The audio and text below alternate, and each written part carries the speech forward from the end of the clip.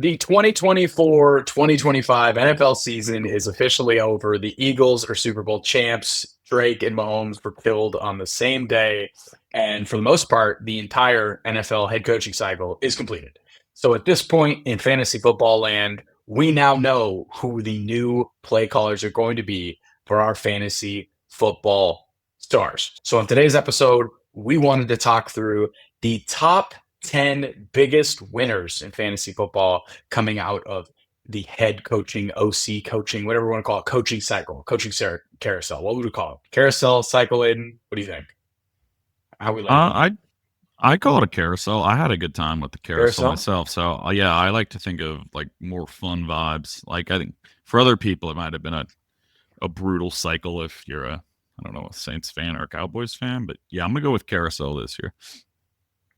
Yeah, we'll call it a carousel. Yeah, But that's again, fair. play callers make a huge difference in fantasy football. I'd say one of the biggest changes in play calling philosophy that we saw last year is with the Atlanta Falcons, bringing in a McVay type, really unlocked Bijan, really unlocked Drake London. Darnell Mooney benefited greatly. So there are plenty of sleepers hiding here right now in plain sight, or maybe even stars that had down years that could rebound because of play calling. So today's episode, we wanted to make sense of the play calling changes, the head coaching changes, and rank the top 10 biggest winners. We're going to start with 10. We're going to finish with one. Should be a great time. Before we dive in, though, Aiden, there's some people probably clicked on this episode first time watching us, the Regression podcast. What should those people be expecting at home? Yeah, welcome to the show. If you stumbled upon us during the off season, you're a sicko like us. So we're happy to have you.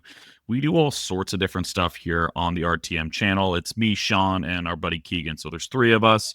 We do all sorts of stuff from dynasty content. We do redraft. We're going to be covering the draft coming up. We're going to be doing best ball. So we kind of cover all the different, call it pieces of fantasy football. We keep it pretty light.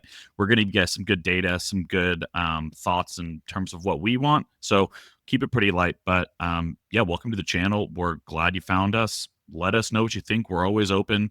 This episode itself was actually a suggestion by one of our followers. I don't have your name up in front of me a couple weeks ago. So we're always down to try new stuff. We've been here about 2-3 years now. So yeah, welcome to the channel.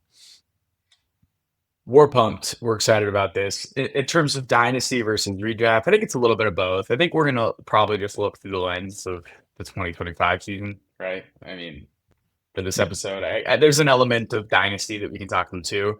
We'll have some dynasty buys and sells dropping soon. And trust me, we'll be covering free agency. There'll be a lot that we'll have to talk through. But there are tons of winners here through the head coaching carousel. And I'm excited to talk about new play callers. So again, we're going to start from 10 to 1. The 10th biggest winner. And Aiden, we kind of did a combo here. I think there wasn't too many discrepancies. Essentially, Aiden ranked his top 10. I ranked my top 10. Combine them together. That's the RTN top 10. So the 10th biggest winner coming out of the head coaching carousel is none other than Breece Lightning, Breece Hall. We don't know much about the new head play caller for the New York Jets. I believe his name is Tanner Engstrand. Eggstrand. Oh, That's a name. Ingstrand. Yeah, I forgot. There's another Engstrand. M there. Yeah, Tanner Engstrand, who's actually a part of Ben Johnson and Dan Campbell's staff with the Lions. So I guess you could say he's a Sean Payton tree guy. I don't know. Kind of hard to say exactly where he lands in terms of what his offensive Yep. identity is. But I do know that he's a better play caller than Nathaniel Hackett and whoever took over for OC last year for the Jets. I think overall, what I'm excited to see is that we're going to get a defensive-minded head coach who wants to pound the rock, wants to run the ball. And I think that Breece Hall could benefit greatly from this environment. I do think they've got Braylon Allen, they've got Isaiah Jackson, so they got guys they'll probably rotate in, much like the Lions did. But I think that this could be an offense built around Breece Hall and truly an offense that focuses on the strength of their offensive line, which when healthy, the Jets have a really good offensive line. So I think Yes. overall, before free agency, before the draft, if I'm just looking at some of the big winners here, Breece Hall's got to stand out as a winner. We're going to get a much better scheme. Hopefully, it's a run first type offense. We don't know who's going to be the quarterback, But man, I think Breece Hall is going to benefit, especially if Devontae Adams leaves as well. Those vacated targets would probably, yeah, they're not all going to go to Breece, but Breece will start to get to see more run in the pass game as well. So I know that you had Breece at 9. I had him at 10. I'm curious to know what your thoughts are with Breece Hall and Tanner Engstrand's. There we go. Third time's the charm. Yeah. Offense here Yeah, with the makes Jets. very unproven, like you mentioned. So this is the first time that our guy Tanner is calling plays in the NFL. Was in Detroit for the last 3 seasons. So competent staff there. Got to be under Ben Johnson for a couple of years. Also has some history with Jim Harbaugh very early in his career, back at San Diego State. So he's coached under some good coaches. Good find. Yeah. San Diego State find. Wow. Yeah. You're reaching in your bag on that I think one. it's San Diego itself, actually. I think this is actually. Oh, that's right. San Diego USD. The private right. school for all the rich Yeah, I was looking kids. at it again, and USD. I was like, wait a minute. So, so good call. very inexperienced. He's coached under some good coaches, but yeah, to your point, I think this is going to be a very run first team. I don't really think they've got the guys to really, like you mentioned, just this morning, Aaron Rodgers was shown the door via Twitter from the official Jets account, which we knew, like they already announced that a week or two ago. So this is going to be a run first team. Breece Hall, absolute dog. So I'm excited for him to kind of be featured again in that offense. I think that defense is still good. This run first attack, honestly, is, in my opinion, pretty opportunistic for him. So yeah, I had a lot of the same notes. I think Tay and Rodgers are both gone. Obviously, we know Rodgers already is, but this feels like a win for Breece. The Lions had such creative run schemes the last couple of years. It's hard to think he's not going to take a little bit of that with him, especially with that offensive line, like you mentioned. So pretty bullish on Breece. It's a lot of guys continue to be down on him when he's still 23 years old, really not that far removed from the ACL. So feels like that whole locker room is just going to be kind of a fresh of breath air. Breath of fresh air. Fresh air. Fresh and breath air. The fresher, the better. Yeah, and like the no fresher, more the better. And stuff. So I'm excited for Breece. I think it's just gonna we're kind of resetting, taking back control of the locker room, and I think it's gonna be a lot better vibes in New York next year. I could have put Garrett Wilson here at 10 as well. Who knows? He might want out. Maybe Aaron Glenn brings him back in. We'll see. We'll see with the Garrett Wilson. I need to see the quarterback. Yeah, like right now it's Tyrod. Probably Tyrod is like maybe the only QB under contract. I don't know. So yeah, we need to wait and see there. Sam Darnold does make a lot of sense going back. He does make a lot of sense. I don't think he wants to go back. I wouldn't do it. I wouldn't do it. I wouldn't if I was him. I wouldn't do it if I were him. Other guys worth considering, I guess. Brian Thomas, we didn't have him in our top 10. How do you improve? I don't think anything changes. I don't think anything really changes. I don't think anything changes. We'll get to someone else on the Jaguars, but it's like, BTJ was what? He was wide receiver 4, 6 off the top of my head. You're fine, man. Cohen's going to keep scheming you. You're going to be another year wiser. So yeah, not much there. A guy that we do think though is going to see a big win with this OC change, with this head coach change, and that is our 9th biggest winner here. That is none other than Drake Maye, the quarterback for the New England Patriots. The Patriots are going to be going from Alex Van Pelt, who has a background with Kevin Stefanski, to Josh McDaniels. The third time coming back, his third separate stint as OC of the Patriots, Josh McDaniels. I think this is great, dude. Josh McDaniels is known for having a power run game, play action pass type game. It's hard to separate what he truly is from Tom Brady, right? But Josh McDaniels had some major success with Cam Newton in terms of designing an offense around him, and even to an extent Jared Stidham. And then he was also the OC for rookie Mac Jones, which was actually quite an impressive rookie year when you go back and look at it. So I think overall, Josh McDaniels is going to create an offense that caters to Drake Maye's strengths. I think we'll see designed run, we'll see big play action shots. I think overall, though, they'll coach up a good offense. They'll have a competent offensive line. They're obviously going to invest in offensive line in free agency in the draft. And I think Josh McDaniels is a capable coach to get the best out of his talent in that sense. Do I think this knocks my socks off or gets me super excited?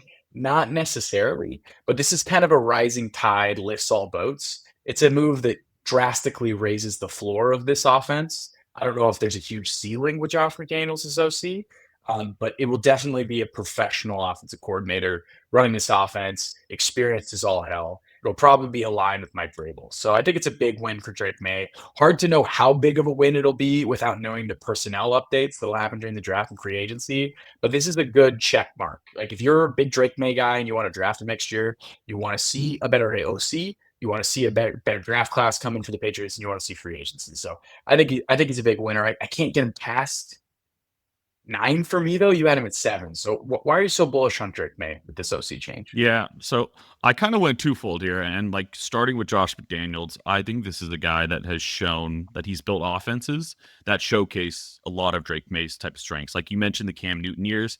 I think we're going to see him get really creative, especially like that line's not going to be fixed overnight.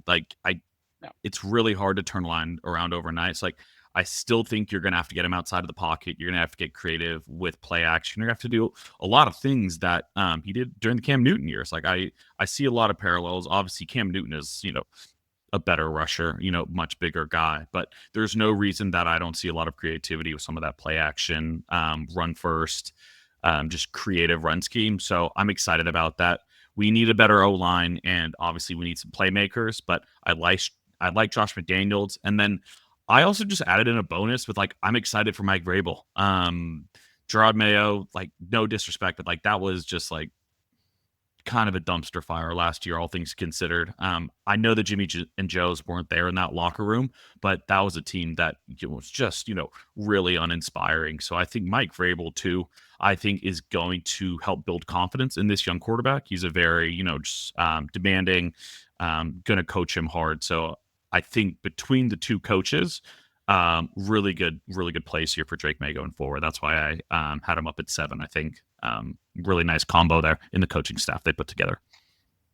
Cam Newton in his season with Josh McDaniels around 18 fantasy points per game, and that's with basically a right arm that just wasn't functional because of all the surgeries he's had. Yeah, And then as a that shoulder was cut. rookie, 230 points in 17 games for Matt Jones with very poor personnel in terms of offensive talent. So um, it's bullish. And I think something too that's important is Mike Vrabel highlighted we were run first because that's what our personnel dictated in Tennessee. I don't think it necessarily means they'll be run first. It doesn't necessarily mean like go buy Ramondre Stevenson shares, right? Like that's not it. I'm saying that I think Mike Vrabel's a smart coach, does things the right way. And if Yep. they're able to get an explosive playmaker in this offense, I think they'll lean on him. So yeah, dude, I think Drake May's a big winner. It's the first check in hopefully a really strong offseason that'll make him a guy that I want to draft a ton of. Yep. Our eighth biggest winner, somebody that I've drafted a lot of over the years. He's left a lot. He's left a lot to be desired because of injuries and just consistency, and that's none other than Kenneth Walker. He is our 8th biggest winner here of the head coaching cycle. I mean, like again, I was a little hesitant to get super high on K9, but if you listen to that Clint Kubiak presser, because again, they're going Oh from yeah. a Oh yeah. Ryan Grubb spread offense, throw the ball around the yard offense to a Clint Kubiak Shanahan offense that'll have a fullback on the field. I mean, man, they want to run zone scheme, and Kenneth Walker, if you look at the splits, he's a good zone runner, more explosive, averages more yards per carry. And he highlighted K9 as the guy. He said Charbonnet is his complement. Now we'll see once they get into camp what his thoughts are, but it seems like K9's their guy, their feature back. We'll see, but that's a good step for K9 after kind of a hit or miss season. So you had K9 at the same spot as me. We both had him at 8. Curious to know what your thoughts are here on Kenneth Walker. Yeah, you nailed it on the zone scheme. I don't have the splits up in front of me, but he's so much better kind of in that outside zone scheme versus some of the stuff they were having them do out of shotgun and up the middle. So I think like you could tell by Kubiak's quotes, like you had mentioned, that he sees Kenneth Walker as a big part of this offense. So really excited there. And then you just look at some of the creativity with getting Alvin Kamara and the running backs the ball in that offense. I think this is just another plus for him. This year alone, too, we saw Kenneth Walker, even in a shortened season where he only played 11 games, career high of 53 targets, 46 catches. So Yeah. we know he can do it. I think going into 2024, it's like, man, we'd love to see him be, a bit more of a PPR asset. And we kind of got it this year. So I'd love for him to play a full season. It's easy to knock people for injuries. I do it all the time with people. Yeah. But he just plays the game so explosively and like so violent. It's, you kind of just have to assume, like, it's kind of like the James Conner, like whatever, just give me 14 games, and we'll call it square. So I'm excited for Kenneth Walker. I think he's a huge, huge, huge winner with this signing. Yeah, and also Kenneth Walker, close to 17 points per game. If you look at his Yeah, 181 points at 11 games, including a bunch of games he was just banged up in, it was a good season for Walker in yeah, Ryan Grubb's offense, but it was primarily driven by touchdowns and by receptions. His 3.75 yards per carry was the lowest of his career.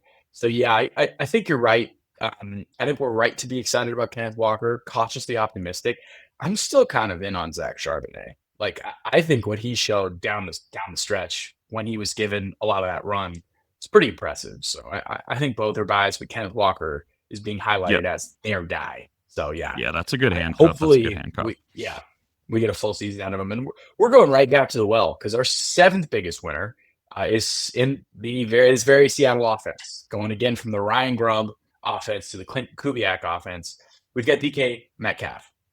So if you saw the tea leaves or read the tea leaves, which is just read the reports coming out of the press conference, Mike McDonald during the interview process for offensive coordinator was like, "Hey, what's your plan for DK Metcalf?" And he said that Kubiak had the best plan for DK Metcalf. Now, I'm not saying that was why he was hired, but it seemed like McDonald, Geno Smith, people were not happy with the stinker that DK Metcalf laid last year.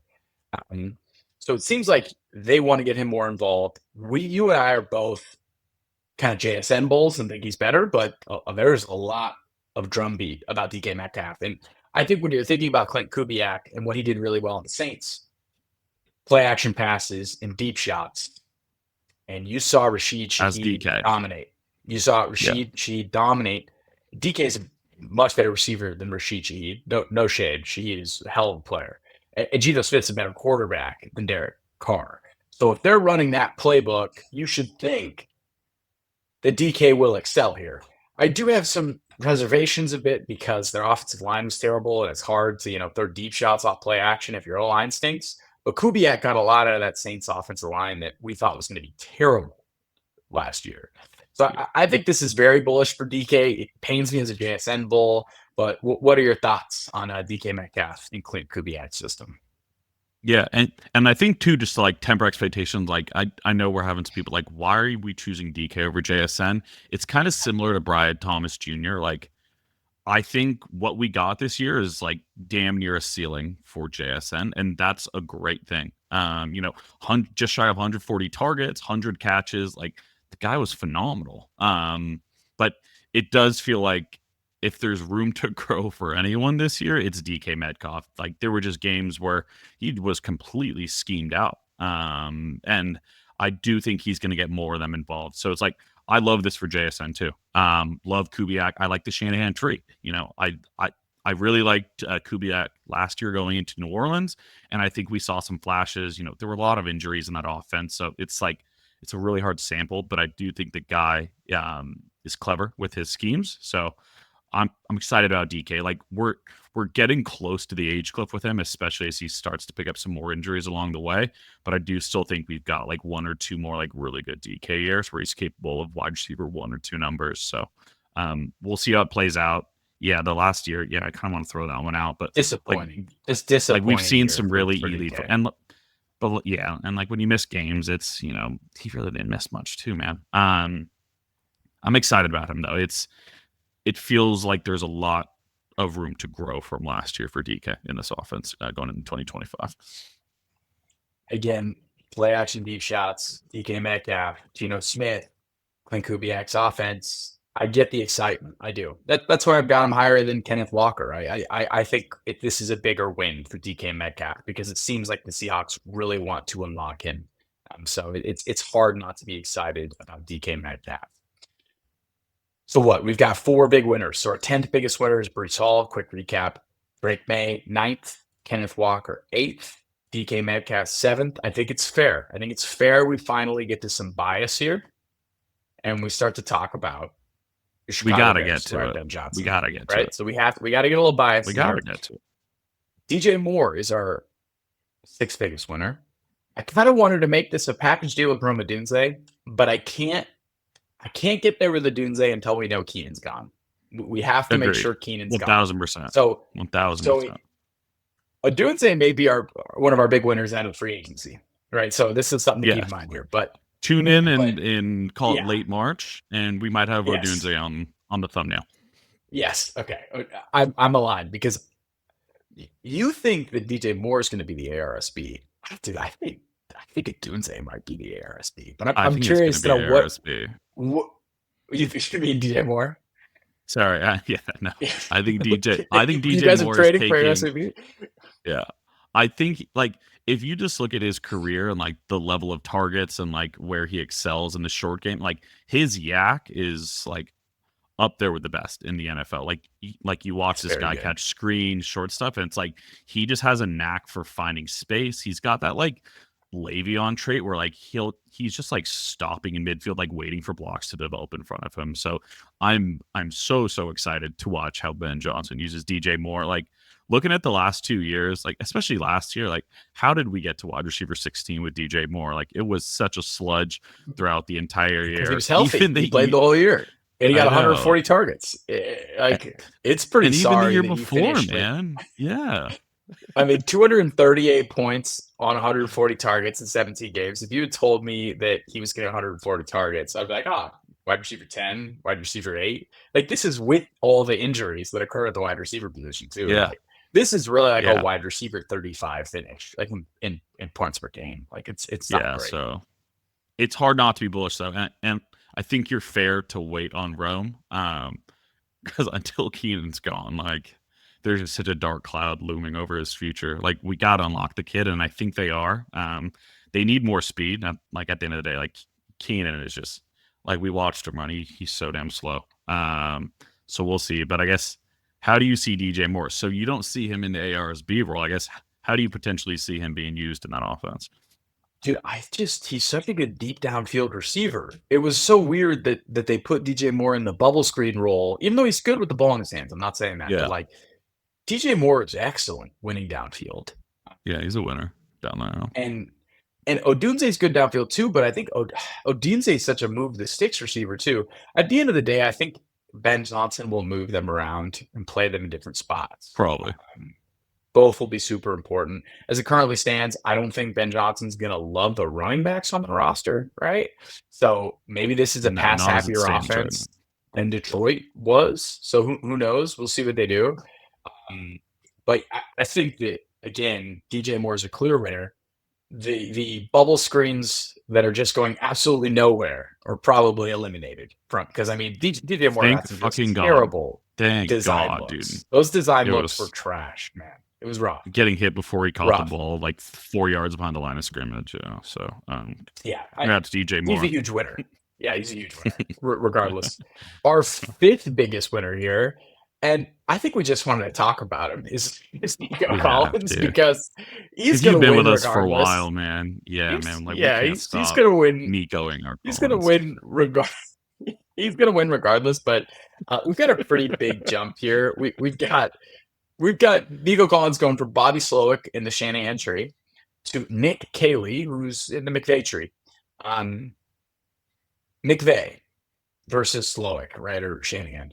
There's not going to be a fullback on the field for this Texans offense, so check one. They're probably going to coach up the offensive line a lot better. Check two. Yes. Nico's probably going to get moved around in the formation. Nico primarily played next, but they're pretty slim pickings on receivers right now on that team. We'll see what they do in free agency and the draft. Yeah. But they're going to move Nico around to some extent. much like they move around Puka Nacua in McVay's offense, or how they move around Drake London in with the Zach Robinson Falcons. Like, I think just any play calling that opens up the offense, creates more easy buttons, and increases the pass rate is just going to melt faces for Nico Collins. Whether or not it's like he's going to get in a Puka Nacua role, right? Which sounds stupid to say, but just even himself, they're like, Nico, what do you think about your offensive hire? He's like, I don't know much about him, but man, Cooper Cup, Puka Nacua. It's like even he's doing the thing that we're doing, but like I just if this offense is much better and he's healthy, he's going to be a top 3 wide receiver. Like Easily. he was on his way to being the wide receiver 1 before he got hurt. So, I mean, I just think Nico's a big winner. I think this whole entire Texans offense is a big winner. We could +1 CJ Stroud here. Um, I just think this is a move that hopefully just makes this easier for this offense to operate. What are your thoughts on Nick Caley and Nico Collins? Yeah, like my thoughts are so damn similar. Honestly, it's like give me layups, give me some easier wins. Like Bobby Slowick's offense was just it was so complicated, so slow developing, like which works for Nico sometimes as a true downfield winner, alpha. He can yak it all day too if he needs to, but like there's gonna be easier stuff for Nico. Like I it doesn't have to be this massive chunk every play, which it felt like Slowick was doing because it was run, 3rd and 8. And it's like, well, fuck it. Now, now you got to go deep into the well. Whereas, we're looking at 3rd and 2s, we're looking at 2nd and 4s. It's like, then you really get to open up the playbook and get creative. So, yeah, there's really no wide receiver 2 behind him right now. Diggs has the ACL. Tank Dell probably isn't going to play this year. We saw some flashes from John Mechie. I don't know what Robert Woods' contracts. Like, there's a ton of question marks. They're gonna fill out the room a little bit, but this is the guy there. Like, you probably could have argued this is like CJ Stroud here, but I fucking love Nico and I love the McVay tree. So, like, I'm bullish again. Like, this is the guy that should be getting drafted at the turn. And in my opinion, this is someone who should be there probably in like the 8 to 12 range for you in fantasy drafts this year. I don't think you're getting the 2nd round Nico discount anymore. Those years are probably gone, at least for the next couple of years. Yeah, it's just such a no-brainer, right? And for me, it's the offensive line. Can they have capable players on the offensive line? Can Nick Caley coach them up? Because that, I think, was the biggest failure for Bobby Slowick, was how bad that offensive line play was.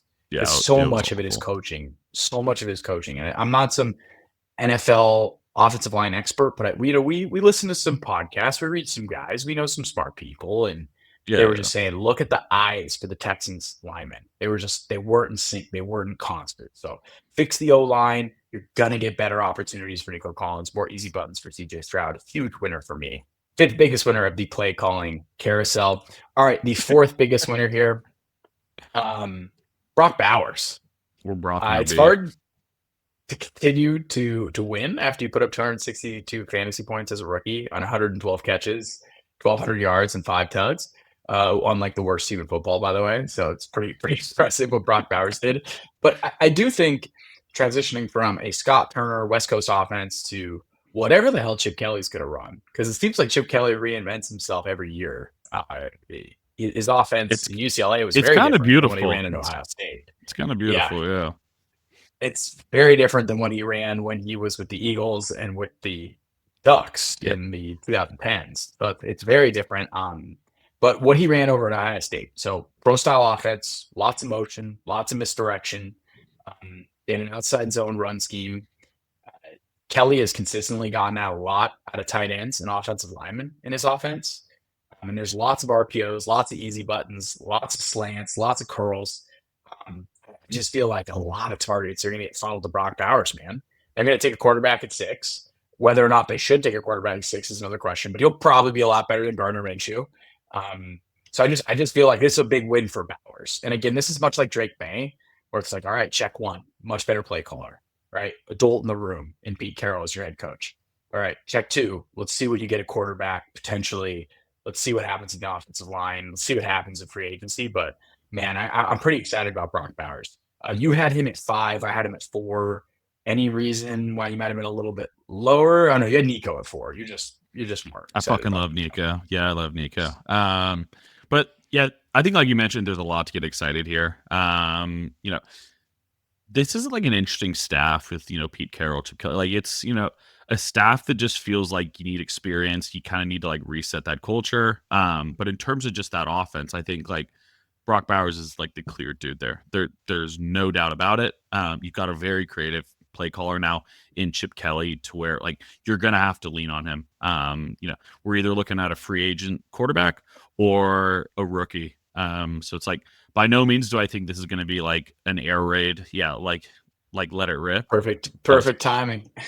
Oh yeah, a Shador man. Shador. Like I I think it's going to be a rookie there. I wouldn't be surprised if it's Darnold there. But I think regardless, we're getting a step up in QB play, and again, that shouldn't factor into the winner here. But I'm excited. I think this is going to be more of a run first team, but that's probably going to open up a ton of play action. Like shots to Brock Bowers. They use him all over the field too, so it's not just the play action. Like he's barely a tight end. He's all over the field being Brock Bowers. So excited for him. The Raiders feel like they are trending in the right direction. Like you got to hit the QB. You absolutely have to hit the QB. But it does feel like, there's a lot of optimism here in terms of pairing OC that's proven to build offenses in a lot of different ways with the best player on the roster in Brock Bowers. I would be shocked if they're just not horse feeding Bowers. I do think they're going to want to establish it because Chip Kelly kind of established it at Ohio State when yes. We got Jeremiah Smith a little and bit. UCLA too. He kind of established it tough there. So I do think they're going to establish it. They don't have a running back on the roster to establish it yet, so we'll see what they do in the draft. They are like 1,000% taking one of the Ohio State guys if they are there at call it 35 or whatever their second round. Stravion and Brock Bowers would be pretty sweet. For sure, like offense. Pete Carroll has a history of taking running backs high. Obviously Chip Kelly got the OSU connection. Like, don't be surprised if either of those Ohio State running backs are there. I would be fucking shocked if he doesn't take one of them. So we'll see. And I think that add a ton of juice. Like, we need a running back that's respectable, or else a lot of the other things don't work. Like, we need things to fall into place. Oh, man, we saw Bowers win deep against the Chiefs. Like, Bowers can win everywhere. Yeah, that broke me in matchups. That broke me. Absolutely. Bowers is freaking special, dude. I mean, there's no denying that. So yeah, it's exciting to see Chip Kelly. I think Scott Turner actually did a decent job. They force fed Bowers. They knew what they needed to get done. They knew what they needed to get done. Yeah. The third biggest winner, and I wanted to put him higher, but it's a little. I got to temper expectations. This man, Chris Olave, is our third biggest winner, wide receiver for the Saints. It's hard to get super excited about Chris Olave due to the concussion concerns, right? But man, going from Clint Kubiak, again, who we just said is great for DK Metcalf, and why we're a little worried about JSN, because I think that Olave profiles more like JSN and DK profiles more like Rashid Shaheed, and going to an OC in Kellen Moore, who's gotten a lot of slot wide receivers in his last three stops. Look at CeeDee Lamb.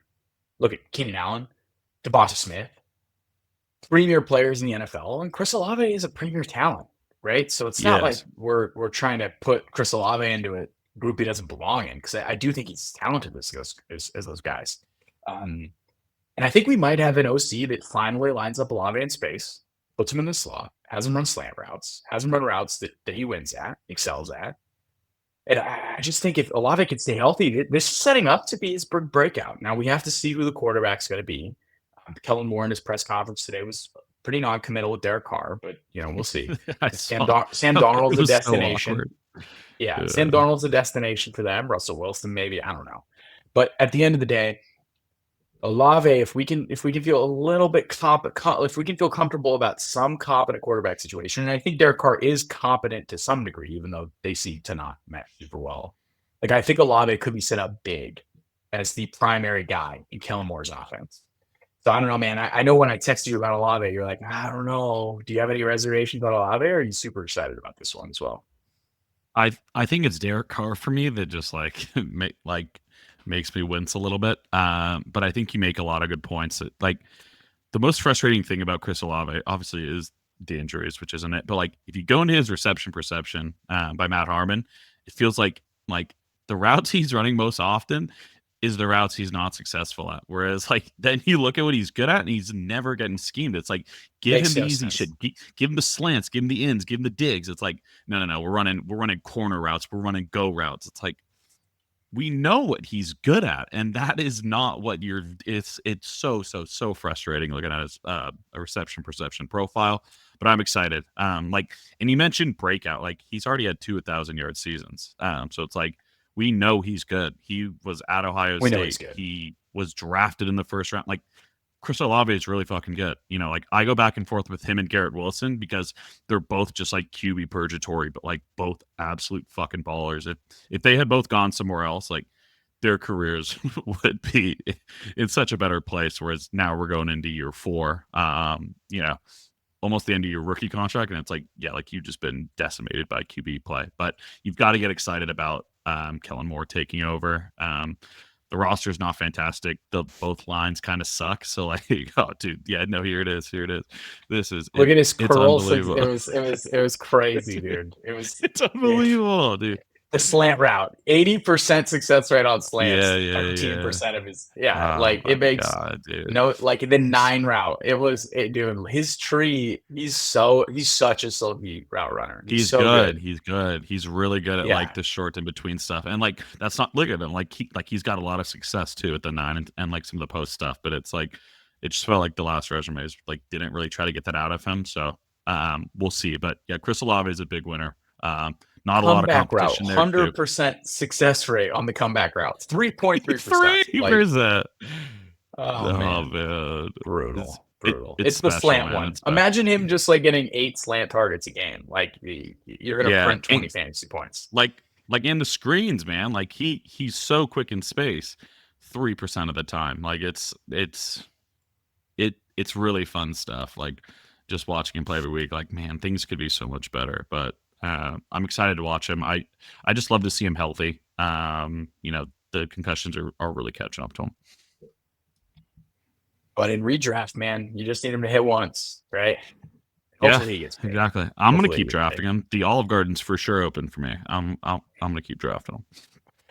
The second biggest winner of the play caller carousel got to be Trevor Lawrence. I mean, we were. I think you can maybe You could flop 1 and 2. You could flop 1 and maybe 2. flop Like 1 and 2, but yeah, man, Trevor, you have to feel excited. Doug yes, Peterson was absolutely. the former play caller. Actually, who was the play caller? Was it Doug? Was it Press Taylor? We still don't really know who was I calling don't plays know. in Jacksonville. But regardless, we're out of this old boomer offense where every single person plays a highly specialized role, and we're now moving into Liam Cohen, a guy of the McVay tree. Liam Cohen just oversaw the best Baker Mayfield season by far. I mean, that was like Oklahoma Baker. It was unbelievable Baker Mayfield season Badass. that Liam Cohen saw. Badass. He oversaw a dramatic improvement along the Bucs O line, and this is the guy in the press conference that is saying things that we like to hear. It's like we're going to run 11 personnel, we're going to run 12 personnel, we're going to run 21 personnel. They're going to mix it up, mix and match, be creative. He said something that resonated with me too. Players over plays. He said, at the end of the day, as a head coach, if I got Brian Thomas 10 targets in a game, I can sleep well at night. If I got Travis Etienne or Tank Bigsby 20 carries in a game, I can sleep well at night. It's just this is the kind of thinking that I think Trevor Lawrence is going to excel in terms of an offensive philosophy. And we've seen it. Like Trevor last year in a terrible situation, bad O-line, no offensive playmakers, averaged like 16 points per game. Like that's not great at the quarterback position, but it's not like end of the world. It could be worse. Yeah, it could be a lot worse. And we've seen glimpses of good Trevor Lawrence. And dude, Trevor Lawrence is a good player. He was a more talented prospect than Baker Mayfield. Like you have to think Cohen could get something special out of Trevor Lawrence, and he's someone I would be pretty excited about. And I know I've been I've lasted way with Trevor. He's burned me before in the past, but I'm ready to get hurt again. I'm ready to get hurt again because he won big time with this play call change. Yep. I'm back in too, and it's 3 years in a row. Kind of 2 duds in a row where it's like, fuck it, I'm still back in. I don't care. But it's hard not to get excited. Like Liam Cohen was such a creative play caller last year, and I think it goes beyond the passing scheme too. I think like one of the things that's going to take this offense to the next level is his run scheme. Like you saw the lanes that Bucky Irving was getting, like even Rashad White, as average as a Yeah, rusher he was absolute alleys. Like the amount of misdirection, play action, and just like confusion he causes on a defense is going to help Trevor. Is you can't just sell out and just say like throw it and beat me. Like that running attack is going to be a lot better this year. So I'm pretty excited. There's a lot of bones in place in that offense too. Like you've got BTJ, Evan Ingram's coming back. I don't know what they're going to do with Christian Kirk, but don't be surprised if they take a wide receiver too. Like the offensive line is fine. Like you probably need to beef that up a little bit, but they're going to bring in some got to more beef it up. yeah, like offensive firepower too to work alongside BTJ, and this could be a really good offense. That division's really not that good. Like we know that it's pretty consistently like one of the worst divisions in football. So a lot to like here. Liam Cohen just seems like a real weird guy. But I Love it. think in terms of the football brain, like I'm pretty excited here. So it's yeah, man. Like it wasn't long ago that like Trevor Lawrence was like the best QB prospect since Luck. Like it's that Trevor Yeah, Lawrence is still there. Like this guy is insanely talented. So I'm excited. I'm excited. I'm curious where his ADP ends up. Because it's like I'm not going head over heels drafting him early, but man, like we should see a pretty good version of Trevor this year. Like inside top 10 QBs should be 100% in the realm for him. I've got the underdog. I'm trying to find the underdog ADP. I'm sure we can get an idea of where he's going right now in about, but yeah. He's probably going Also, around QB like I would guess QB 12 to 16. 15 range right now. Yeah. Yeah, I guess. He had AC joint surgery on his left shoulder, so not his throwing shoulder. Now, it's not great, but he's not having a surgically repaired throwing shoulder, which would definitely give me a little pause. So A little I bit. wouldn't necessarily worry about that one. Yep. All right, we're here to one. So to recap, our 10 biggest winners of the play calling carousel got Breece at 10, Drake Maye at 9, Kenneth Walker at 8, DK Metcalf at 7, DJ Moore at 6, Nico Collins at 5, Brock Bowers at 4, Chris Olave at 3, Trevor Lawrence at 2, and it wouldn't be an RTM podcast if we didn't talk about Caleb Williams, the biggest winner of the play caller carousel. I'm just going to give it to you, man. We are Yeah. away from Shane Waldron and Thomas Brown. We're in the Ben Johnson area. So This how we just feel? feels like such a no-brainer in terms of the biggest winner. Just like looking at the offensive coaching he had last year was an absolute nightmare. There's reports that towards the end of Shane Waldron's tenure, he was not doing film sessions with his quarterback. Caleb was watching film by himself in his rookie year. Like the amount of dysfunction that took place inside of Howells Hall last year around Caleb Williams was absolutely nuts. And instead, he now has been rewarded with, call it a top 3, top 5 play caller in the NFL, or at least like in terms of young minds. Like a lot of people are more or less kind of crowning him in that range. So I'm stoked. Like you just look at the way Ben Johnson talks about Caleb. Like I think he would have taken the job last summer if it was available. From how keen and how set on that job he was. But like there's so many things to like. It's like starting with the run scheme. Bears could not run the ball whatsoever last year. It was absolutely terrible. That's going to take a ton of pressure off of Caleb. Like, by no means do I think this is going to be pass first, let it rip 40, 50 times a game. Like, the run should help him quite a bit. And I also think very similar to Drake Maye in terms of what I'm expecting this year, we're going to see a lot more play action and we're going to see a lot more getting out of the pocket and making things clearer for him. Whereas it just felt like it was nothing under center last year, just like 3-step drop, nothing's there, and now you're on your ass. So it's exciting. Ben Johnson, pressure to like the weight of the world is on your shoulders. Like, you fail there No pressure, and yeah. yeah, it's like the entire world is watching, but like you could be a legend too. Like you win in Chicago and you are, immortal. So it's hard not to get excited and envision, It's a no-brainer. especially It's a just no-brainer. given like the players already on that team, like what that offense could look like next year with just a couple small tweaks. Again, for me, Ben Johnson has got a proven track record of getting the most out of QBs. What he Yep. did with Jared Goff. He turned Jared Goff. I mean, Jared Goff was good with Maye. Jared Goff's been better with Ben Johnson. Nasty run game concepts. I think we're going to see design rushes for Caleb. We'll see bootlegs, Yep. get him out of the pocket. I think Caleb's ability to run the ball is super underrated. He had like 500 rushing yards, no rushing TDs. That will positively regress for Caleb Yeah, Williams. that'll regress for sure. And yeah, I mean, it's just highly efficient scheme with big explosive plays. Caleb's rookie year, I think the tape is much rougher than the stats. And I think Yes. the biggest thing was taking all those sacks. The sacks were really rough. Yeah. Again, sacks can be a quarterback sack. The O-line was bad, but Caleb did bring on some of those pressures and some of those sacks.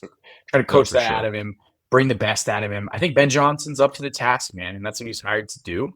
And if he doesn't, yeah, it's an utter failure for Ben Johnson. And he doesn't really seem like, I like to roast him because he is a galaxy brain head coach in terms of some of the play calls. And he could have coached Jake Daniels this year. And so like Ben Johnson's got a lot to prove, man. You got a lot to prove. For He's sure. betting big on the Yeah, without Bears a and doubt. Caleb. So we'll see if he lands it. But it's hard not to think that Caleb Williams isn't the biggest winner of the play caller coaching carousel. Going from Shane Fraudrin to Ben Johnson is spectacular for a sophomore quarterback. Yeah, him and Trevor, like I think there's like a pretty like clear tier of like the top two winners. Like it's so hard not to envision both of those offenses with the QBs and some of the offensive weapons in place. Like not to think like how quickly like both of those teams could easily be playoff teams this year. Like there's no doubt in my mind, and that really should be the expectation for both of them. Like there's no reason those teams can't go out and win 10+. To recap: Breece Hall, Drake Maye, Kenneth Walker, DK Metcalf, DJ Moore, Nico Collins, Brock Bowers, Chris Olave, Trevor Lawrence, Caleb Williams. Hopefully, Chris Olave doesn't get traded.